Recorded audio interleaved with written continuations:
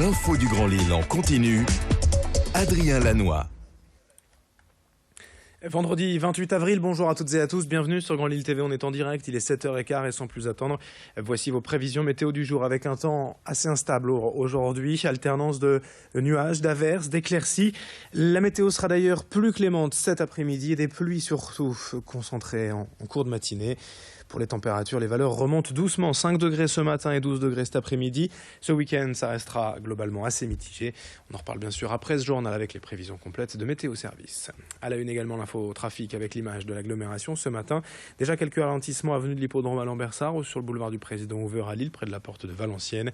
Pour le reste, ailleurs, c'est déjà un peu dense avec quelques coups de frein sur la 25 ou la 1 dans le sens Paris-Lille, mais pour le reste, c'est plutôt fluide quand même. Ce matin, pas de vrai ralentissement pour l'instant. L'actualité d'abord pour évoquer la semaine européenne de sensibilisation au vaccin. L'occasion de rappeler que la vaccination reste aujourd'hui la meilleure prévention contre les maladies infectieuses. C'est le bon vieil adage qui prévaut. Mieux vaut prévenir que guérir. Les médecins et les associations veulent ainsi contrer les idées reçues telles que le scandale du vaccin de l'hépatite B apportant soi-disant la sclérose en plaques, une fausse accusation qui a mené certains à ne plus croire aux bienfaits des vaccins. L'objectif pour le corps médical est donc d'informer, de rassurer pour éviter la transmission de maladies infectieuses graves et souvent méconnues, voire oubliées. Explication au micro de Xavier Silly.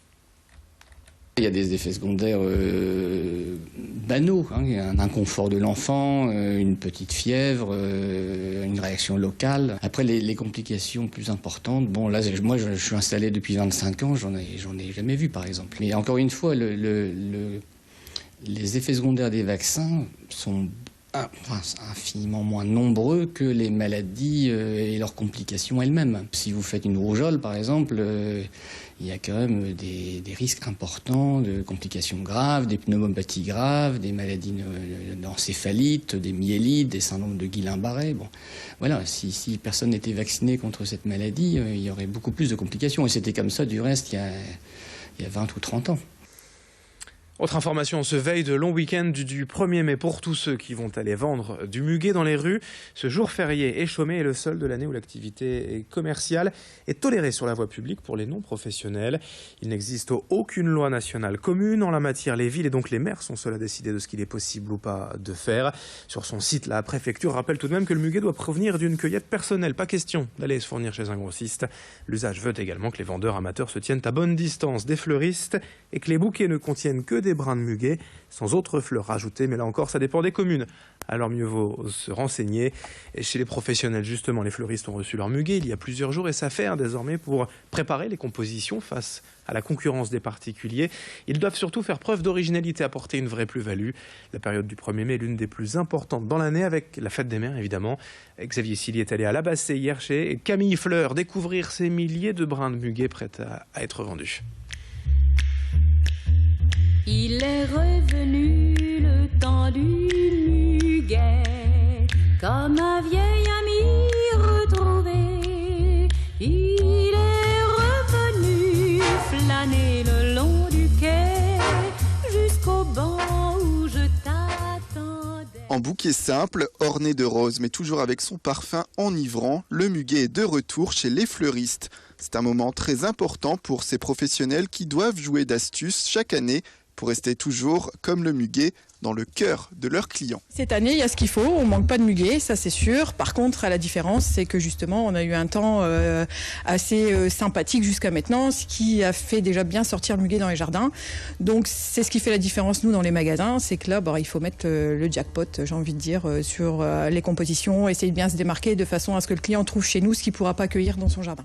Offrir ce symbole d'amour et de bonheur est un geste que beaucoup de familles perpétuent dans la région, avec pour chacune un budget différent. Et c'est là que le fleuriste entre en jeu. On a toujours une offre promotionnelle chaque année, que ce soit les Dobrine Rose à 3 €, 5 € les deux, ou justement un petit modèle un petit peu plus élaboré, un peu plus décoratif, qui va rester à la maison. Et là, on est à un budget entre 6 €, 10 €. Sinon, on a des petites compositions qui démarrent à partir de 10 € au magasin. Et pour toutes celles et ceux qui bénéficieront le 1er mai de leur petit bouquet, un geste d'entretien très simple et de mise, voici les conseils. Ça reste une fleur un peu plus éphémère qu'une rose ou autre. Mais le secret du muguet en fleurs coupées, forcément, comme toutes les fleurs, on essaye de bien l'entretenir. On recoupe ses tiges, on le met dans une eau bien fraîche et on évite de l'exposer à côté d'une source de chaleur. Les clochettes blanches n'ont plus qu'à envahir les maisons. Et bonne fête du 1er mai.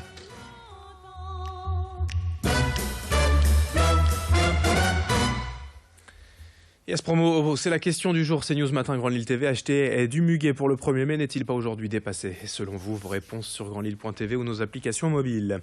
En bref, aussi dans l'actualité, plus de 6 ans après la prise d'otage et l'assassinat au Niger de Vincent Delory et d'Antoine de Léaucourt, 2 jeunes hommes originaires de Lincel, une plaque commémorative vient d'être inaugurée à l'ambassade de France à Niamey, la capitale du Niger.